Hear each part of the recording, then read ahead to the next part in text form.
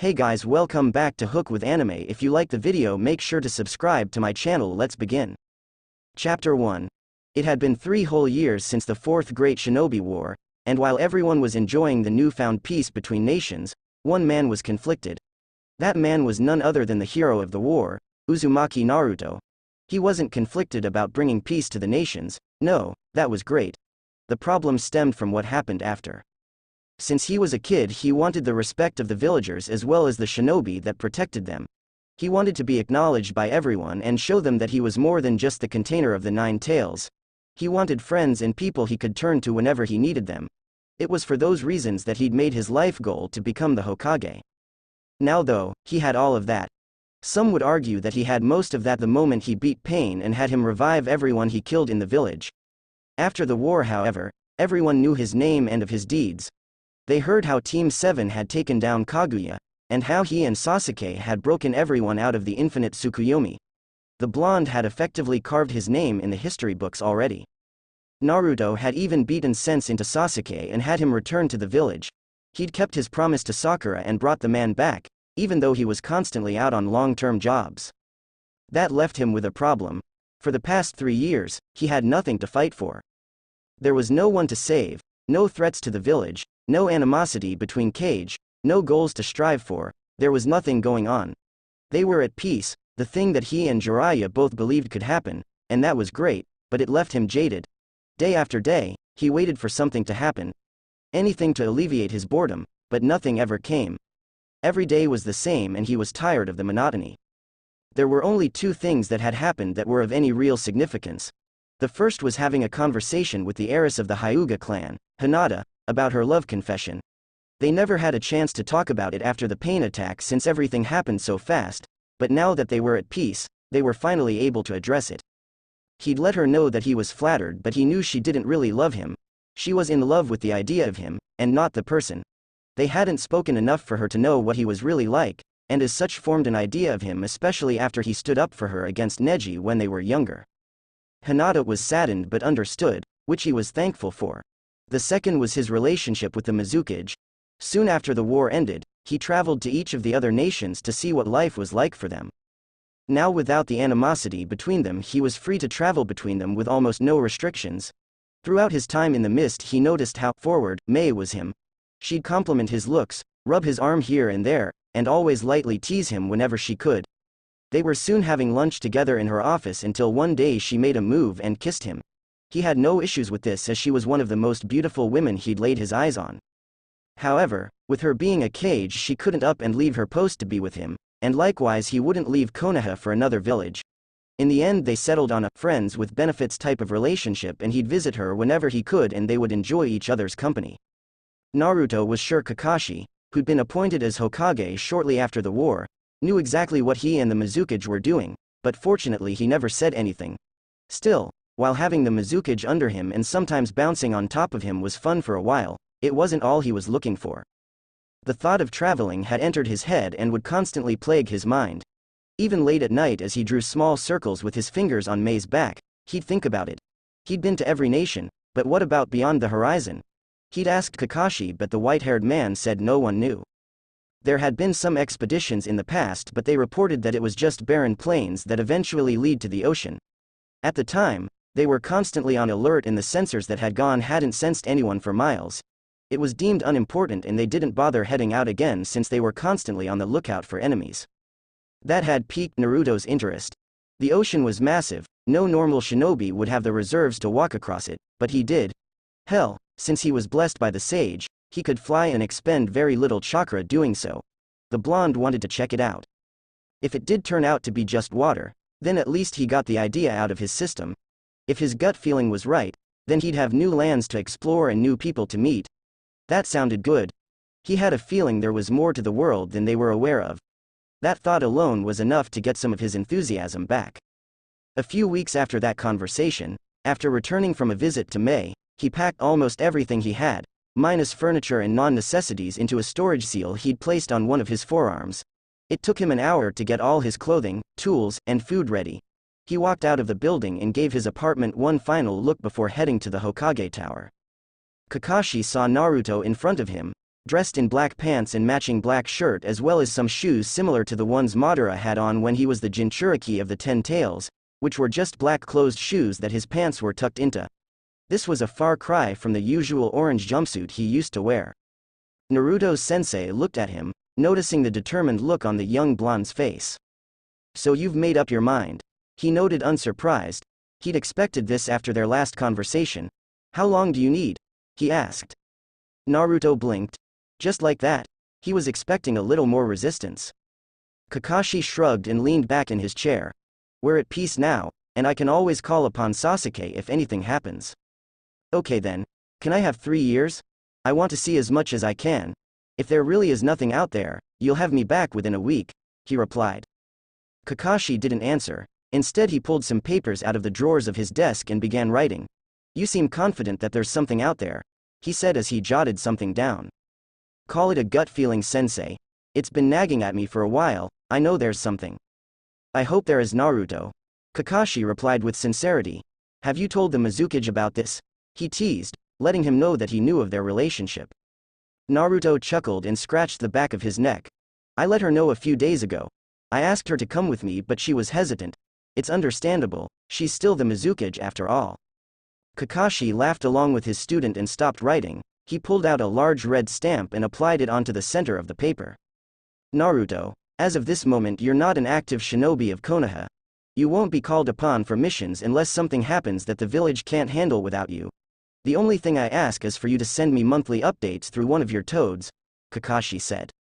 "I can do that," Naruto replied, anxious to get going. Kakashi noticed this and waved his hand. "Go on. Enjoy yourself, Naruto. After everything you've been through, you deserve a break. Have fun." Naruto smiled. "Thanks, Kakashi-sensei. I'll see you soon." He walked down the streets of the village, taking in the sights as if it were his first time seeing them. If everything went as he expected, he wouldn't be seeing this place for a while and didn't want to forget. After he crossed the village gate and was deep within the forest, he stopped and activated his 6 paths mode. Just as he was about to head out, he stopped, as he sensed a familiar presence approaching through the trees. He tilted his head in confusion, not understanding why she was here. "May? What are you doing here?" he asked curiously. She was dressed in her usual dark blue dress with the only change being the fact that her cage hat was missing. The auburn-haired woman smiled at his question. "You're not getting rid of me so easily," she answered happily. He finally took note of the scrolls she had clipped to her waist. Seeing the question on his lips, May continued. "Since the war ended I've been grooming Chojuro for the position. I trained him personally and had him learn how to do the paperwork. After you told me of your plans to see what was beyond our horizons I thought about it every night. I stepped down and had Chojuro take over. He's being guided by the advisors but he's an intelligent man. I have no doubt he'll be a great Kage," she praised. "What if they need you?" he asked. "Chojuro has instructions to reach out to Konoha and have them contact you to tell me anything important. Now that everyone's allied it's no big deal." Naruto nodded. That made sense. He smiled widely and held his arms open. The woman wasted no time in embracing him. His body began to levitate until it was high above the trees. He turned his body southwest towards the land of wind and took off at incredible speeds. In all his excitement he hadn't asked Kakashi what direction the last people who tried went, so he just picked a direction. It didn't matter though. Eventually they'd reach the ocean and then the real journey would begin. It took the average shinobi 3 to 4 days to run from Suna to Konoha, and they'd cleared the distance in less than 2 hours at his flying speed. He'd contemplated stopping to see Gaara but ended up deciding against it, wanting to clear as much ground as he could in the day. The next 8 hours were pretty boring. What Kakashi said was partially true. He flew through flat plains with almost no life in it until finally, that changed into a strange-looking forest. Considering how long he'd flown, as well as the speeds he'd hit, he wouldn't be surprised if they were the very first people to see this place. He was fortunate that he had the ability to cover May in his chakra cloak as well, as he wasn't sure her body would be able to handle the speeds they were moving at. He slowed down and gently came back down towards the earth. The 2 shinobi landed and glanced around as they entered the forest. The trees were much larger than those around the Land of Fire. They were taller however, and had this distinct aura around them. They almost reminded him of the Shinju except they lacked the malevolent aura that the god tree had. Naruto closed his eyes and extended his senses as far as he could. Once he got a feel for the area his eyes instantly snapped open. What's wrong? Mei asked, having seen his reaction. There's creatures around here. Some are pretty far off, but they're huge. I'd wager some are larger than even Kurama, but not nearly as strong. He told her. Stay on guard. The two continued walking through the dense trees, taking in the sights and keeping on guard in case anything came at them. There was just enough light left in the day that they could see, but soon, night would fall and he really didn't want to find out what kind of creatures lurked around these forests if he could avoid it. As they continued forward, both of them heard the distinct noise of flowing water. Sure enough, after making their way through more trees, they came across what appeared to be a swamp. We're getting close to the ocean, Mei announced. Naruto turned to look at her.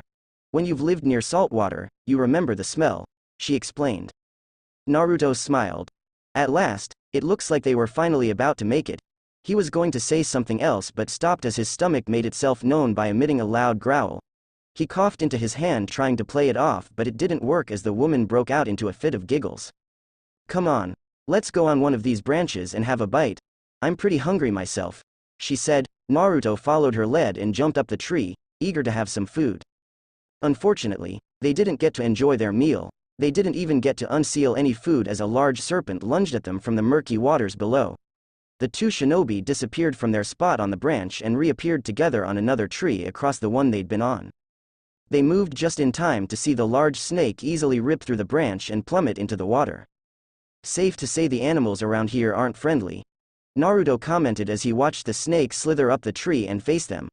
Now that it was completely out of the water, the couple was able to get a good look at their attacker. It didn't look like any snake they'd ever seen, that was for sure. It was larger than an average snake with a large lump on its body that resembled a bell. The skin on the neck of the snake looked as if it was twisted somehow, and had two tails which had what looked to be syringes at the tips. The blonde wasn't too scared of the reptile as he'd been swallowed by one of Orochimaru's snakes when he was younger and it had been much larger. Not only was that one larger, but Manda, the snake man's boss summon, was many times larger and much scarier looking. This one just gave him an unsettling vibe. It seems to be guarding something, Naruto heard Kurama tell him in his mind. Down there. Naruto looked down towards the base of the tree in the area around the swamp and saw what seemed to be rice. What kind of rice grew in a swamp? He wondered. Take care of the snake and take some. It wouldn't be guarding it for no good reason. We can figure out exactly what it is later, Kurama ordered. Naruto agreed and stretched his neck slightly. I don't sense any others like it around, but stay on guard. I'm going to incapacitate it so we can get some of that rice, he said, nodding his head down below. Mei crossed her arms. All right, but please hurry. I haven't eaten in hours, she pleaded. He gave her a thumbs up before disappearing. In less time than it takes a person to blink, Naruto was above the giant reptile with two large chakra-constructed arms formed. The first came down on the snake's head, keeping it in place, while the other waited. As expected, the siren tails tried to stab him but were easily caught and pinned to the tree as well. Naruto got a good look at the snake up close and placed a fist on its skin. It was hard as steel. Increasing the pressure exerted by the arms, he noticed it took more force than should be required to subdue a snake, even if it was larger. He shrugged and jumped down, landing safely on the water. He picked bundle after bundle of rice and sealed it away along with everything else. He must have picked about 30 pounds of the stuff before stopping. The snake hissed at him as he did so, but it was unable to free itself from the grip his chakra arms had on it. Having what he needed, the blonde willed the arms to rip the snake off the tree, and violently shot in another direction. All right, let's go, he said, floating in front of her so she could get on. He'd rather not kill the snake if he could avoid it, so the two flew through the trees, not bothering to look around anymore, especially since it was now almost completely dark. Wait, Kurama told him, there's something else down there. Look at the base of that tree up ahead. Naruto looked around and frowned in confusion when he saw something sticking out of the ground near a tree. Luckily it wasn't one that was inside the swamp, but it was still covered with dirt and grass. He brought them back down and walked towards it quickly, knowing the snake would be on them soon. Mei bent down and carefully pulled out a book. It was completely black, with no cover art of any sort, and the pages, while dirty, seemed to still be in a somewhat okay condition. Naruto took the book and gently opened it, only to find that he couldn't understand anything that was written. It seems to be a journal of some kind. Judging by where we found it, I'd say whoever owned it dropped it and left it behind. They probably met the snake, Mei guessed. Naruto agreed. There's only 2 words, I think, on the first page. It's probably the owner of the book, he said before an excited look appeared on his face. You know what this means? It means that there are others around. If they're not across the ocean, then they're somewhere relatively close by. His enthusiasm was contagious as May's face also broke out into a smile but was quickly able to get herself under control. That's true, but let's get out of here first and then we can get excited about it. The two didn't have to fly for very long as they quickly made it out of the forest and onto a sandy beach. The forest was miles behind them, so they didn't have to worry about the snake trying to get them again. They landed and Naruto created a small hut using an earth-style jutsu. It wasn't anything fancy like how Yamato was able to create homes, but it would be enough. He created another small structure which May lit on fire, courtesy of her lava. It would have been smart to grab some wood off the trees, but he hadn't thought of that on the count of the giant snake. The two sat side by side, finally able to enjoy some food after the long day they'd had. It's amazing, isn't it? May asked, breaking their silence. He nodded. Yeah. When I decided to set out, I didn't know what I'd come across. I don't think anyone would have guessed a swamp with a strange-looking snake would be out here, she chuckled. The two finished their food and stood up to enter the small shelter he'd created. Naruto formed the cross-shaped sign and created 4 clones of himself. You guys stand guard.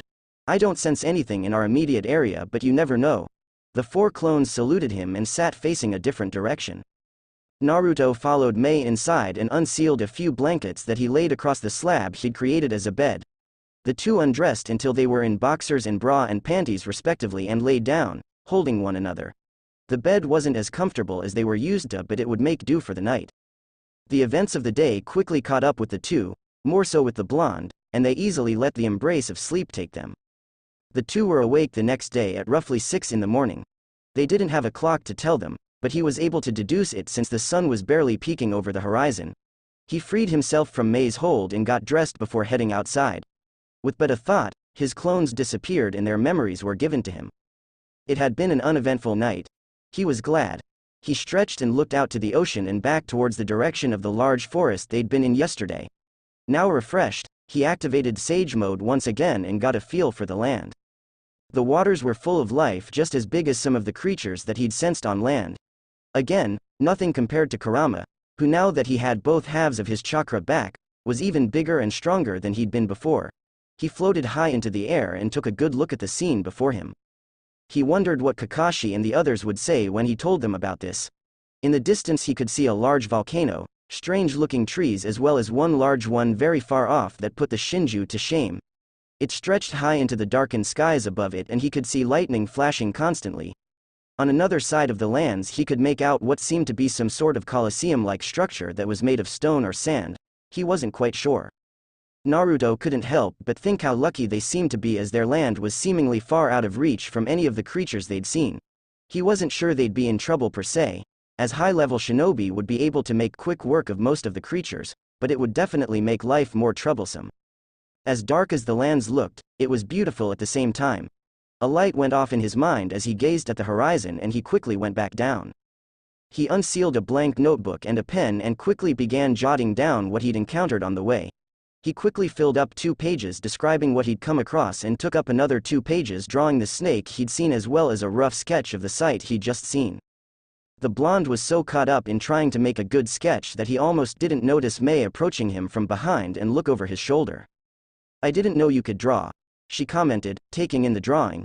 Even she couldn't help but admit that it was an amazing sight. I'm not an artist like Sai, but I'm decent.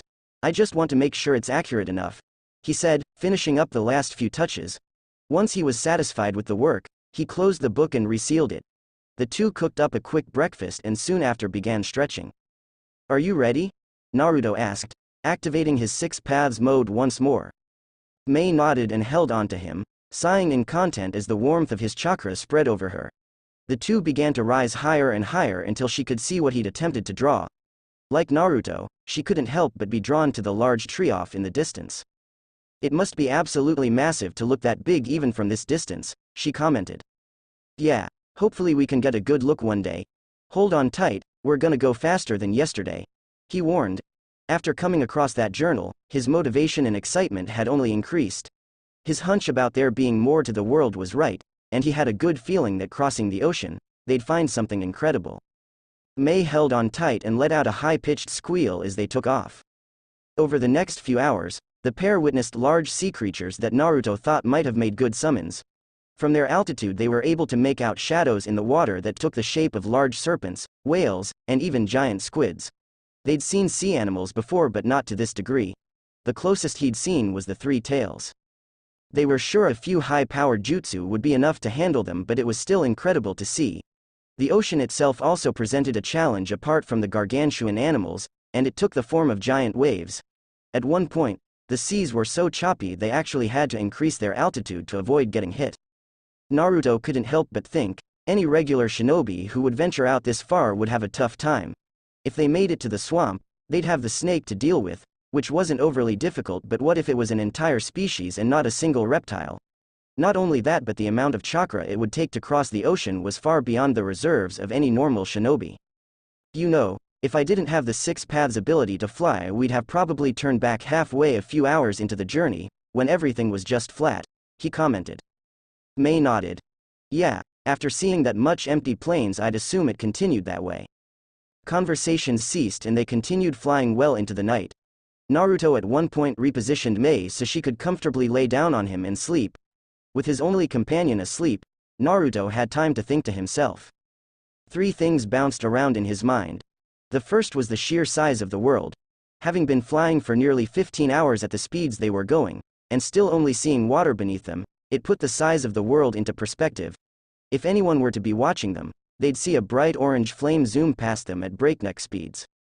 Finally, after almost a full day of non-stop flying, the fatigue was beginning to set in. Sure, he had monstrous chakra reserves, but it wasn't unlimited. However, as the sun rose higher and illuminated the world, he saw it. In that instant, all the fatigue and hunger he felt instantly disappeared as he saw land up ahead. He gently nudged Mei's leg with his hand until she groggily woke up. What? She mumbled. Look, he said, pointing up ahead. Mei turned her head, and similar to him, her sleepiness disappeared. The realization that they'd made it dawned on them and they seemingly got their energy back. It only took a few more minutes of flying to reach solid land. The area was full of lush greenery and off in the distance, they could see bright lights as well as a very large tower, easily larger than any buildings they'd seen back home. Oh my! Mei trailed off as she took in the sight with wide eyes. Naruto nodded with his mouth wide open. Yeah. He looked to the left and saw regular-looking people staring at them, not having seen them fly over here. None approached though and quickly went about their business. Well? Mei asked rhetorically. Naruto shook his head from his stupor. Well, let's see what's around. I'm curious to see what things are like around here. The two followed a path that led towards the city, eager to see what the new world was like. They didn't have to walk too far to reach the city, the trip only taking them about half an hour. Upon walking down the brightly lit street, the first major revelation was made to them. Everyone in this part of the land spoke the same language as them, as they could pick up tidbits of conversation from others as they walked. They heard things from menial complaints about work, gossip, and fashion trends. There were a few other things, however, that caught both of their attention. The people here seemed to have developed very advanced forms of transportation. They had carriages back home, but these seemingly didn't require anything to power them, as far as they could see. They were much faster as well and completely made out of metal. Some of the people that walked past them seemed to be talking to their hand that was placed up close to their ear. Mei was very intrigued as to how it worked. If he was communicating instantly with someone else, that could be very beneficial back home. She made a note to look into that as soon as they had the ability to. Then came one of the most intriguing bits. Someone happened to mention that they were going to try and earn some money at a place called Heaven's Arena. Naruto wanted to know more and asked a local shop vendor what it was about. He told the man that the two were travelers who hadn't ventured out here before, and it wasn't exactly a lie. The answer he was given piqued both of their interests. Heaven's Arena was the large tower they'd seen upon arrival, and it was a place where fighters could earn money by battling their way through the first 199 floors. Any floors higher than that meant you were fighting for glory and prestige and wouldn't be awarded cash prizes. They thanked the man for the information and continued walking. We have two main problems, Mei commented as she admired the buildings. While they weren't as grandiose as Heaven's Arena, they were still well built, nicely lit, and some even had food stands that let off a wonderful aroma. First, while convenient that we speak the same language, they use an entirely different alphabet than we do.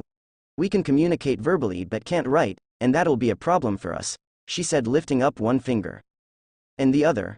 Naruto asked, wondering what else she was worried about.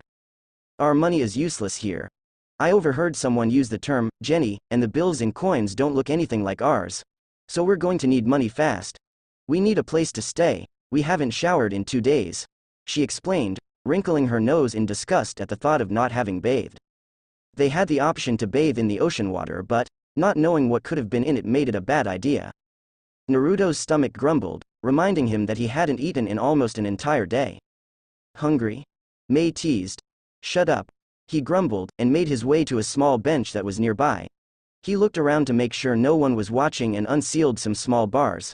Handing one over to Mei, he peeled the wrapper and almost inhaled them one by one. They weren't the most fulfilling or even the best tasting, but for the moment, they would have to do. After he finished eating a few bars, he sat back and stared up at the sky for a moment before speaking. Mei, he called out to her. The auburn-haired woman glanced at him while taking a bite. Do you feel anything off about the people here? He asked, to which she nodded yes. They don't have chakra. There's something there, but it seems to be dormant. There's been a couple of people who feel slightly different. They have the same something there but under control. Okay, so she realized it as well.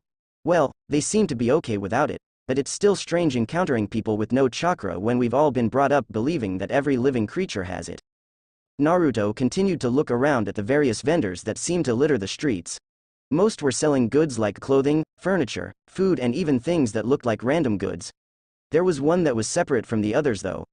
People were lined up and were presenting an item to the owner and he'd give them money. It was either a pawn shop of sorts, or he was in the buying and reselling business. Wait. He said out loud. Stay here, I'll be right back. He said as he unsealed 3 kunai from his storage seal. They weren't ordinary kunai. These were made from chakra-conductive metal, meaning they were lightweight but very sturdy. He had plenty of them, and he was sure they'd fetch a good price. They might not be able to use them for their intended purpose, but seeing as the man had accepted 4 swords already, he was sure the stall worker would go for them. He got in line and waited until he was finally up next. Good afternoon, sir. What do you have for me? The man asked. Naruto placed the 3 kunai on the countertop. The man's eyebrows raised seeing the kunai, and immediately put on some gloves to handle them, which Naruto found kind of strange. Where did you acquire these, young man? The man asked as he carefully looked over the blade. I've had them for a while now and needed some money. The man was bouncing it on his palm lightly, taking note of how light it was. Do you mind if I try to cut something with it? Naruto shrugged. He watched as the man walked a little deeper into the stall and kneeled in front of a rather large stone. He pulled his arm back and Naruto couldn't help but smirk slightly at the man's reaction when the kunai easily embedded itself into the rock. This is on the same level as a mid-era Ben's knife, he said with excitement. Naruto wasn't sure who this Ben person was, but it seemed to be a good thing. The older gentleman conducted a few stress tests to try and see how sturdy it was at the base and then attempted to tap another blade he had with it. Naruto let out a soft chuckle when the man's eyes widened after seeing his own blade be sliced as if it was butter. The blonde could see money signs appearing on the man's face and knew he would be buying. The owner of the stall tried to compose himself, but failed. The amount of money he could make off the knife was large, no doubt. All right, young man. I'll give you 3 million jenny per knife. The young shinobi remembered seeing a canned drink being sold for 150 jenny, so 9 million was probably enough to get him by for a good bit. Deal. The man took the knives, carefully wrapping them up and placing them inside a chest that he locked with 3 padlocks. Next to that he opened another one that contained multiple light-colored bills which he then counted on the countertop. They were large denominations of bills, so it didn't take too long to count. A pleasure, young man. If you have anything else you'd like to get rid of, please give me a call, he said, handing Naruto a small rectangular card with his information on it. He quickly sealed the money in a separate storage seal for easy access and headed back to Mei, who was looking at him curiously. The older woman raised an eyebrow at him as he sat down. So how'd it go? We got 9 million jenny out of those 3 kunai, he said smugly. Mei whistled. That should be enough to get us a place to stay for a while. I was worried we might have to camp out again. He shook his head. Yeah, I guess chakra-conductive metal is different from what they use here. Come on, let's find a hotel and rest up. I'd like to continue looking around, but my body is screaming at me to sleep. We'll have plenty of time to look around. Mei said, wrapping her arm around his and beginning to walk off. The duo had been fortunate that the kanai had fetched a good price. The only hotel in the area with vacancy was a lavish-looking one that charged 200,000 jenny per night. Upon entering the room they could see exactly why it was so expensive. They were up on the 15th floor in a room with a large panoramic window that gave them a good view of the city. It had a somewhat large black box mounted on the wall, 2 couches, a large bed with very fine sheets, and a walk-in shower. At least with the amount of luxuries provided they could justify the large price point. The first thing they did was take a shower. Unlike back home when they showered, this time they simply let all the sweat and grime that built up over the past 2 days slide off their bodies and clean themselves. Even after they were clean, the two threw themselves onto the bed and let their bodies recover from the trip. Unknown to each other, both of them had the same thought of needing to break in both the shower and bed soon. XXXXX. A month quickly passed for the two shinobi and their new lives only seemed to get more interesting. In that time Naruto took it upon himself to create multiple shadow clones which were then hanged to look like street kids and had them go out and learn the written language. While they had a grasp of the spoken language, without someone to explain the alphabet and rules it did them little good. In the time that his clones were out trying to find someone who would be willing to teach them, they continued to explore the city and enjoy almost everything it had to offer. They'd stopped by what the locals called shopping malls, which was a large area where goods were sold. They bought clothes, tried new delicious foods, and learned of the customs. One of the ones that stood out to him the most was that people gave their given names first instead of their family names. Something they found interesting was the fact that, as they'd suspected, the world didn't seem to have shinobi. They had other forms of military, but the shinobi system didn't exist here. The closest they had was something called hunters, which he wanted to look more into. There also seemed to be a mafia crime family issue that spread around the country, as more than once they'd heard that members of a specific mafia would be seen around the area.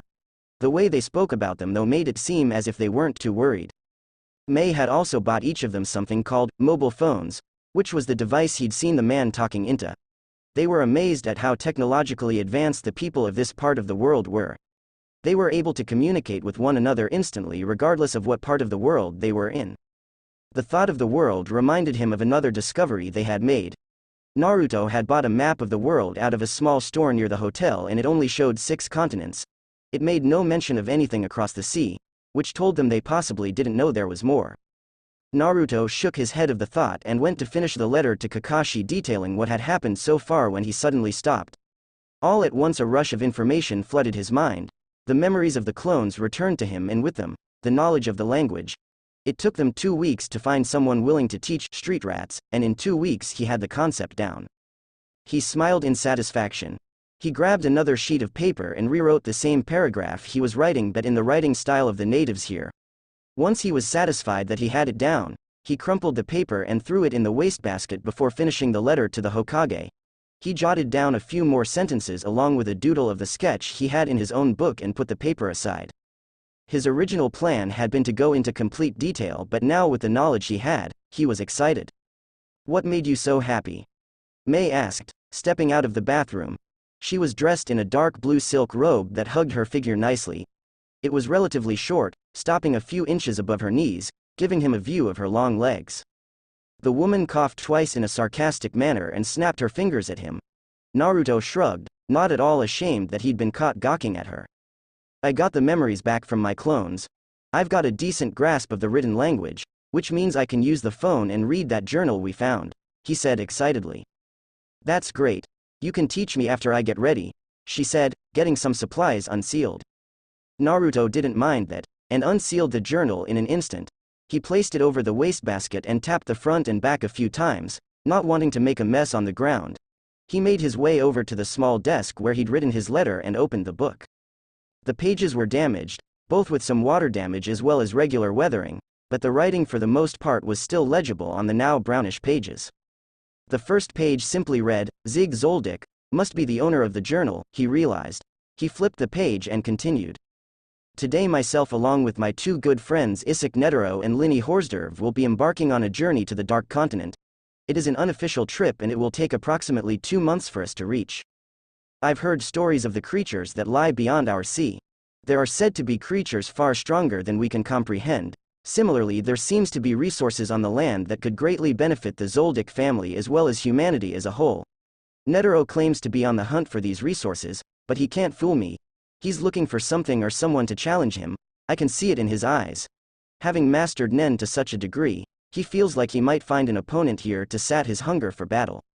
While I think it is a foolish endeavor considering the danger level we've been warned of, so long as it doesn't interfere with my objective, I won't say anything. I'm not sure what Linny is looking for, but I'm grateful that she's coming with us. Her strength will be a valuable asset in the times to come. As for me, my main goal is to collect nitro rice, which is said to extend one's lifespan, as well as the herb for all illness, which can supposedly cure over 10,000 diseases. Isaac is calling for us. I'll document my journey as best I can. Naruto closed the book and placed it on the table. He unsealed a small bundle of rice he'd taken from the large snake in the swamp and inspected it. This is what Zig was looking for. Can it really extend your lifespan by eating it? He thought to himself. Is this the kind of stuff the world holds? That thought brought forth another. If this nitro rice really did have the properties of extending one's life, it must be worth a fortune if people were willing to risk their lives to find it. Not only that, but the journal also left him with another question. What was Nen? Alright, he heard from behind him. Let's get started. He turned around to see Mei having finished getting ready. She'd applied a small amount of makeup and wore black skin-tight pants that the local women of the area seemed to like, as well as a loose blue top that exposed one of her shoulders. Her hairstyle remained the same, however. For the next few hours Naruto went over the basics of the alphabet with her. Fortunately, Mei was an intelligent woman and managed to pick it up relatively quickly. The sentence structure was almost the same as theirs, only with a few minor changes, which meant it was a memorization game. By the time they stopped, she had enough understanding to write her name and basic sentences. He didn't doubt that within a week or two she'd be good to go. The busty woman sat back and stretched her arms above her head. So, we have the rest of the day to ourselves. Where do you want to go? Heaven's Arena. Mei rolled her eyes good-naturedly. Why did I even ask? She asked herself. Naruto had made it no secret that he wanted to compete in the arena. They hadn't gotten a chance to see any of the matches since they were busy adjusting, but it was always in the back of their minds. Besides, there was sure to be some interesting people there, if not at least they'd get to see how the martial arts of this world compared to theirs. He put on some fitting black pants he'd bought at the mall at the base of the arena and threw on a black t-shirt with a dark orange stripe that went down the sleeves and side of the shirt. It was a small touch of orange, but Mei liked it, so he went with it. The walk from the hotel to the arena was only a few minutes away, probably another reason why the price for the rooms was so high. Unfortunately, it seemed a lot of people decided they wanted to participate. There were all types of people in line, from tall to short and skinny to fat. The prize money must be really good to attract this many people. The blonde tapped his foot impatiently as the line to register didn't seem to be moving. Cut that out. Mei whispered to him, annoyed by his inability to stand still. The blonde grumbled to himself but managed to remain still until it was finally their turn to sign up almost an hour later. They walked up to a small window and saw a young woman dressed in pink sitting in front of a computer. Another machine Naruto wanted to learn the language to use. Good afternoon. She greeted with a cheerful demeanor. Is this your first time registering with Heaven's Arena, or are you returning combatants? She asked. First time. Both answered at the same time. The young woman nodded and typed something down. A slight buzzing noise caught their attention. It seemed to be coming from beneath the young woman. They'd soon be proven right as she reached down and pulled out 2 sheets that she presented to them along with pens. These are consent forms stating you understand the risk of bodily injury. Just sign your name on the line. She instructed. They did as they were told. Perfect. You guys are set. Would you like me to give you a breakdown of how it works? If you wouldn't mind. Mei answered. The young woman nodded and cleared her throat. She explained that Heaven's Arena consisted of 251 floors. The first 199 did not allow the use of weapons during combat and offered monetary prizes for winning. On the first floor you were rewarded enough money for a drink. If you made it to the 50th floor you 50,000 won jenny. Floor 100 granted you 1 million jenny as well as a private room. Up at floor 150 you earned 10 million in a different room, and at floor 190 you 200 million won as well as a much nicer room. What about the 200th floor? Naruto asked. The woman explained to them that upon reaching the 200s you no longer won money, you were simply fighting for fame and glory. The top 21 floors were awarded to individuals who won 10 matches and earned the title of Floor Master. At this point weapons were permitted, and if you lost 4 battles you were disqualified. On the other side, however, if you won 10 matches you had the right to challenge an existing Floor Master for their spot and claim a floor for yourself.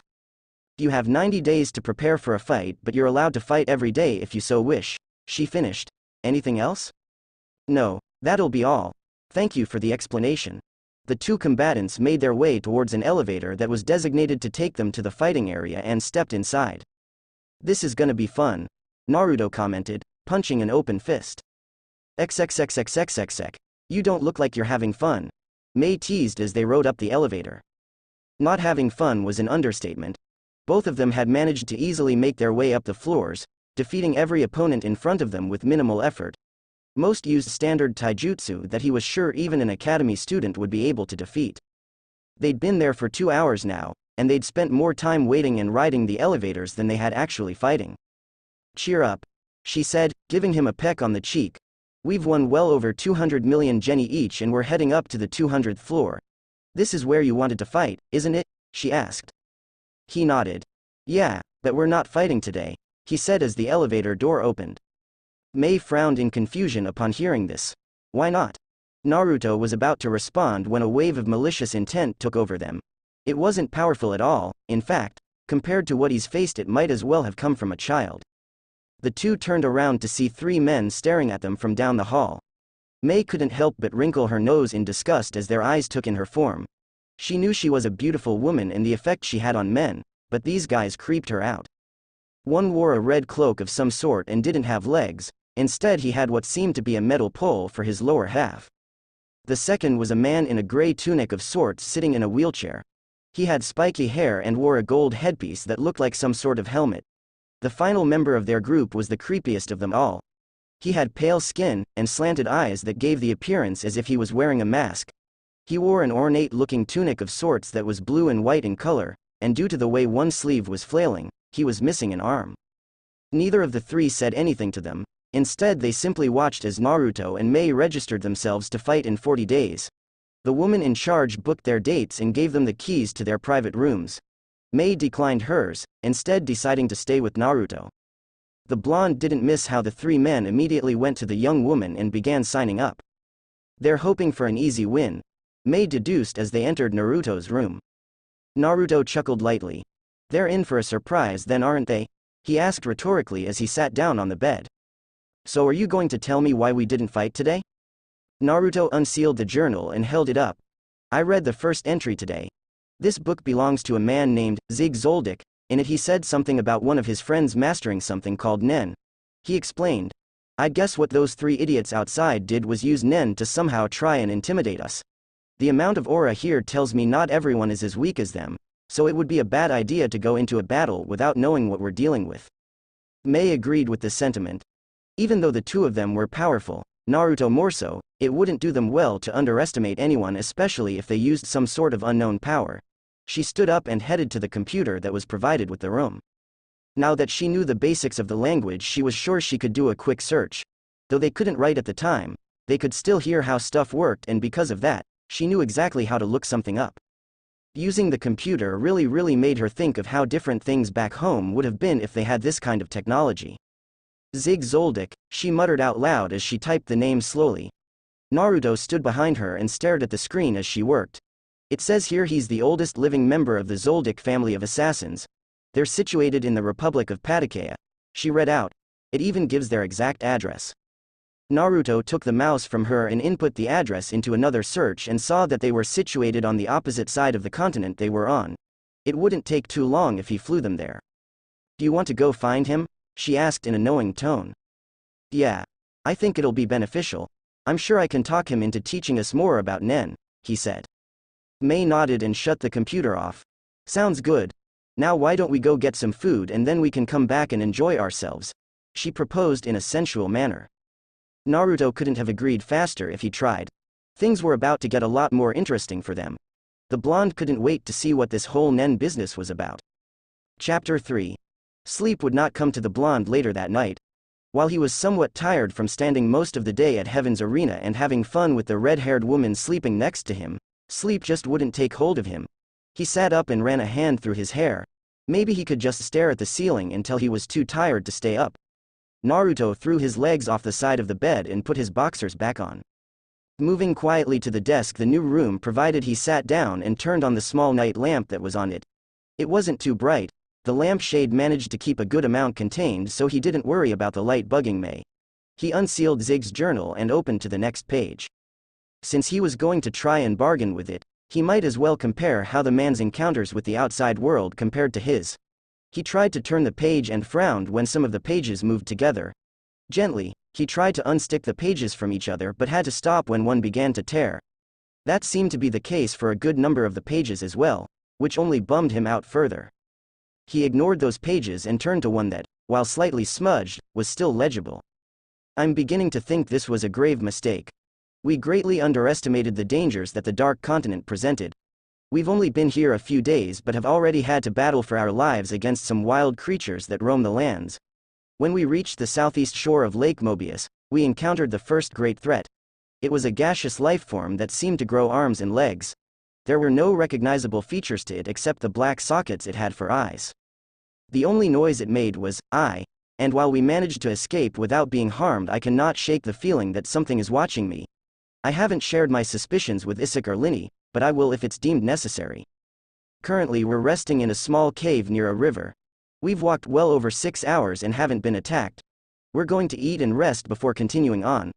I don't think getting the herb to cure all is going to happen, but I'll do my best to get nitro rice for the family. Naruto stopped reading and took a deep breath. It was a brief entry. No doubt he didn't have the luxury or power to sit around as he pleased. He stopped to think about what Zig described in his entry. He hadn't seen any gas-like lifeforms. The closest thing he saw was the giant snake guarding the nitro rice. Thinking about that also brought up another thought. His people back home were very lucky that the elemental nations seemed to be so far away from any other inhabitants.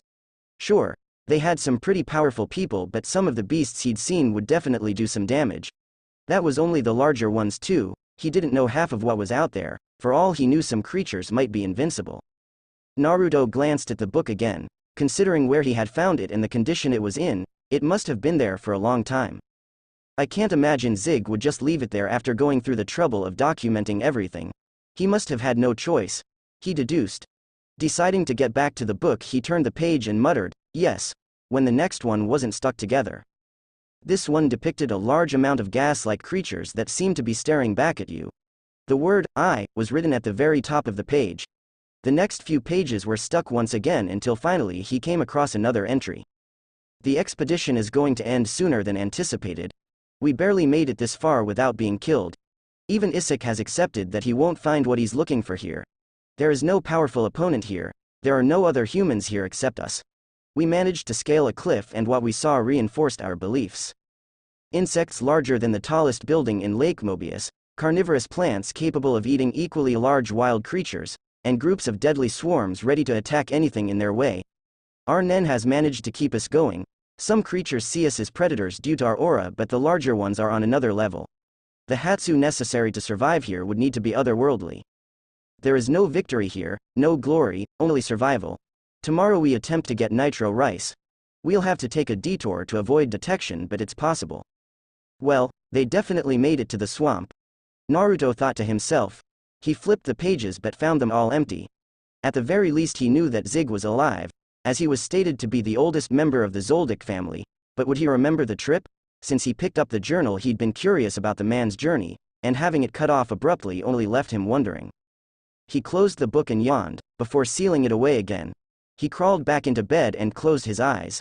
The meeting with the Zoldiks would hopefully sat his curiosity, and if it didn't maybe he would look into Isaac Netero. The next day Naruto and Mei headed out towards the Zoldik estate. Part of Naruto wanted to go on foot, so they could see more of the land, but given their time constriction he had to fly them. He did make a mental note to travel again on foot if he had the chance to take in the sights. He was only here for 3 years, and while it sounded like a long time, he knew it would pass by in the blink of an eye. It was a relatively easy trip, though he did have to be on the lookout for the airplanes that the people had created. They knew the people were advanced technologically, but the scale of the things they'd managed to create was amazing. As Mei took in the sight from above, making mental notes to visit some places, Naruto was thinking of something else entirely. Mainly, how would he initiate the conversation? Zig was an old man now. What if he was haunted by what he saw? He didn't want to say anything that might trigger some sort of panic attack. Then there was the matter of the family being assassins. He wasn't exactly scared for their safety but would rather avoid a battle. Especially if he wanted them to teach him about Nen. He shook his head of those thoughts. While he had gotten better at making decisions based on logic, he could only do so much with what he knew. He knew they were assassins. Zig went on an unofficial trip which could perhaps have been illegal, and they could use Nen. The blonde would deal with it the way he always did. He'd figure out what to do when the time came. Soon the two saw a large volcano in the distance. The top of the mountain was tall enough that it went well into the clouds. They were close. The estate was situated at the base of the mountain but the main entrance itself was a bit further away. Naruto lowered them back down and walked up to a small security building situated next to a large metal gate. The door to Hades. Anyone who's entered has never come out alive, Mei said, reciting something she'd read on the computer. The public certainly knows how to build suspense and intrigue. Naruto snorted in amusement and approached the man behind the glass. Excuse me. The guard looked up from his book, a look of curiosity on his face. Yes? What can I do for you? I was hoping you could tell me how to reach Zig Zoldik. I have something I'd like to talk to him about. Naruto replied. The gate guard's face changed from curious to serious within seconds. Putting his book down, he stood up and walked over to the phone. The man turned his back to them and put the phone up to his ear. Naruto and Mei raised an eyebrow at each other as the man spoke in a hushed whisper to someone on the other side. After a few seconds, the man hung up and turned around with an apologetic look on his face. I'm sorry, young man, but Zig-sama is currently unable to meet with you, he said. Unlike others, when he apologized, his tone had actual sincerity. Mei stepped a bit closer. Would it be too much trouble for you to call one more time? This time, tell him we know we have something that belongs to him from a trip he took a few years ago. The man's curiosity returned. They could see it in his face, but he didn't ask. Instead, he simply nodded and picked up the phone once more. The conversation was longer this time. He would shake his head, no, then mutter a few things and glance back at them occasionally. What are your names? He asked. Naruto Uzumaki. The blonde responded, remembering to give his given name first. Mei Terumi. The beauty answered. Unlike him, she seemed to still be trying to get comfortable with using her given name first. After about 5 minutes on the phone, he hung up and took off his cap and jacket, revealing a white sleeveless shirt underneath. The two inhabitants of the Dark Continent walked over to the door the man had just opened to meet him. It seems the Zoldik family is curious as to what you possess.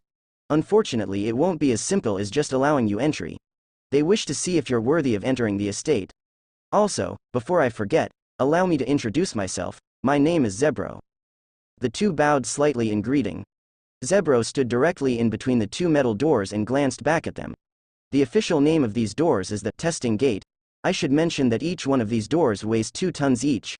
When you go up a gate, the weight doubles, so here we have 4,000 pounds. They saw his body begin to glow. A thin white aura gathered around him and his body began to change. His somewhat chubby physique began to change to that of a well-built older man. He placed his palms on the doors and gave a hard push, sending the doors open. As quickly as they opened, the doors closed, letting them know that once they were in they were trapped unless they made it all the way. So there's 256 tons in total with the 7 gates? Naruto asked, rubbing his chin. The man nodded. That is correct. Should you make it past the 7th gate, one of the butlers of the family has been instructed to take you to the main house. Also, he said quickly, there is a large guard that lives in the forest of the estate.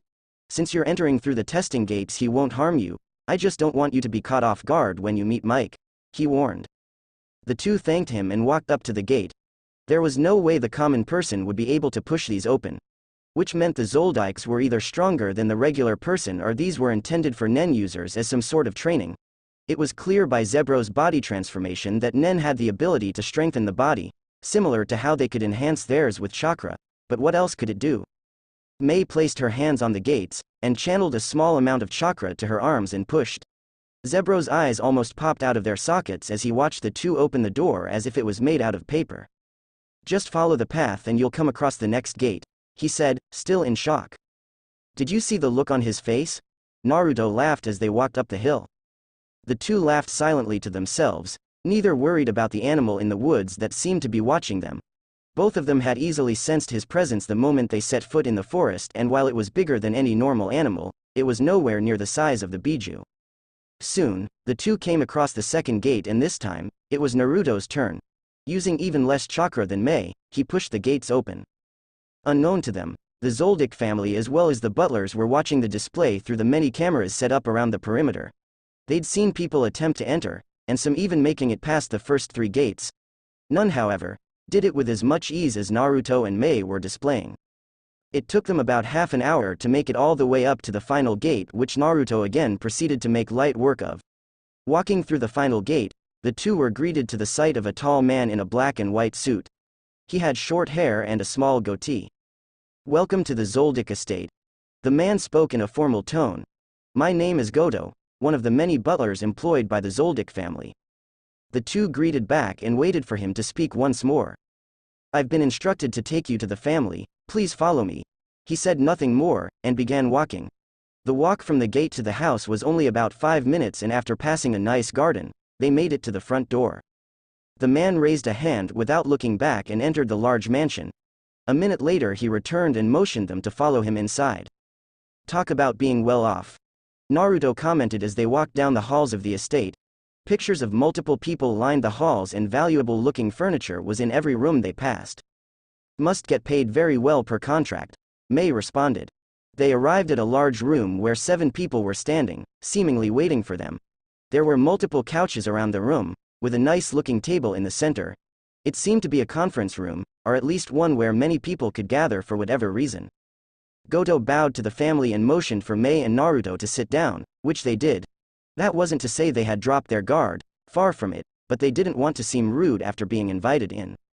The butler soon took his leave, leaving the two alone with the famous family of assassins. The 2 foreigners took a second to size up the people in front of them. Likewise, they seemed to be doing the same thing. The tallest, and most physically built man was a blonde with long hair and wore a very dark 2-piece fighting gi that was held together by a red sash at his waist. The main thing that caught their attention was his eyes. He had a stony look on his face that was only accented further by the blue cat-like eyes. They reminded Naruto of his when he would use some of Kurama's chakra. Next to him was an older man with white hair styled upwards. He had a mustache that actually hung down his face slightly. He stood with his hands behind his back and slightly hunched forward. His pants were dark with gray straps running up and down in a diagonal pattern. He wore a dark purple sleeveless shirt with a white sign atop it that read, "A kill a day." They certainly carry themselves well, Naruto thought. Next to him was a woman in a large ornate dress and hat that gave away nothing of the figure hidden beneath. The only thing he could see was the strange glasses that had a red dot in the center. At her leg was a short black-haired child in a small kimono, staring back at him curiously. Next to him was a chubbier member with black hair wearing a pink shirt and khaki pants. Like the others, he was also on guard, but his presence wasn't as strong as the other 3 men he'd just observed. Finally, the shortest man in the group, and the one that Naruto was most curious about. He was a short bald man. His skin was wrinkled, age no doubt having taken its toll on him. He wore a jacket along with some black pants and some sandals. The man stared back at him and tilted his head, no doubt wondering what someone like him could want with him. The tall blonde walked forward. "Welcome to my family's home. I'm the head of the Zoldik family, Silva Zoldik. A pleasure to meet you." He greeted with a very small bow. Naruto and Mei stood up and reciprocated the gesture and recited their names, even though they were sure Zebro had told them already. "Since you made the trek up here, allow me to introduce the family before we begin." He motioned to the white-haired old man. "This is my father Zeno Zoldik." The old man nodded. Silva went down the line of family members, introducing him to his wife Kikyo, their sons Kaluto and Miluki. Then finally, the man of the hour, Zig Zoldik.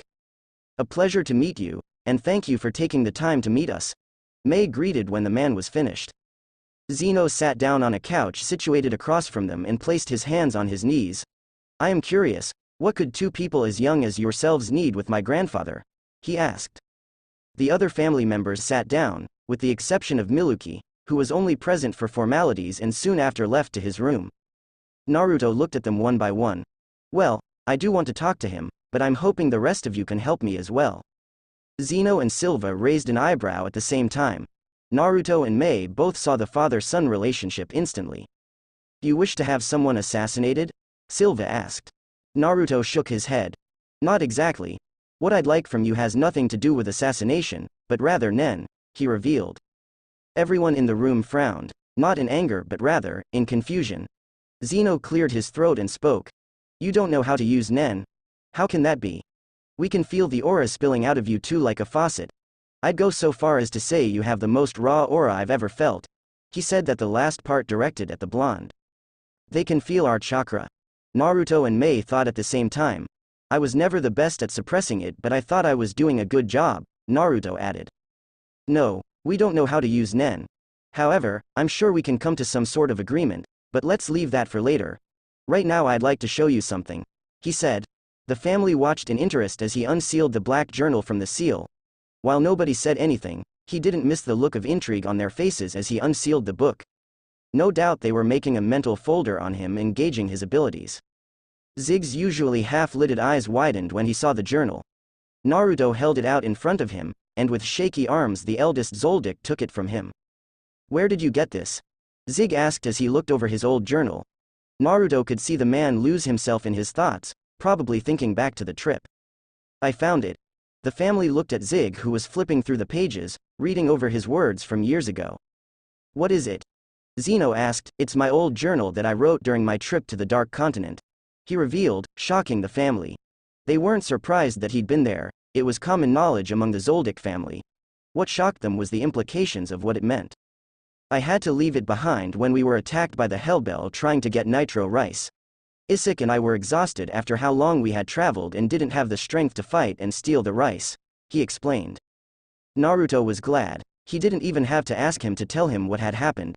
Now he had a name to associate the giant snake with. He could guess it was called the Hellbell due to the large lump it had right at the neck.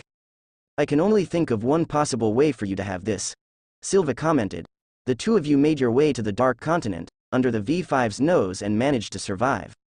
The family looked to Silva, then back to the pair, waiting for confirmation. The possibility that two people this young made it to the Dark Continent and made it back in one piece was nothing short of incredible. Naruto shook his head. Not exactly, he responded before looking back to Zig. There's a part of your journal that stuck with me.